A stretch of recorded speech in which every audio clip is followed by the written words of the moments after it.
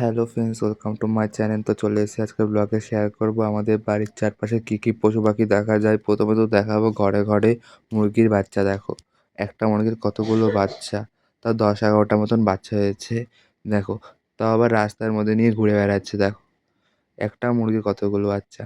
তারপরে দেখাবো cute cute ছাগলের বাচ্চা। এখানে আছে দুটো মোট বাচ্চা আর তিনটে বড়। দেখো ভালোই লাগছে। তারপরে দেখাবো বিলাতি কুকুর। দেখো দেখো হাতের উপরে হাত দেবে। দেখো, তারপরে দেখাবো রাস্তার মধ্যে যেসব কুকুরগুলো ঘুরে বেড়ায়। দেখো দেখো মাটি খাচ্ছে। দেখো কেউ তো বিশ্বাস করবেন না, এগুলো মাটি খাচ্ছে, যে মাটিই খাচ্ছে কিন্তু। দেখো দেখো তিনটে কুকুর, হেবি সুন্দর লাগছে বাচ্চাগুলো। কাদের কাদের ভালো লাগে কমেন্টে জানিয়ে যাও। দেখো পায়রা, মুরগির বাচ্চা, তারপরে হাঁসের বাচ্চা।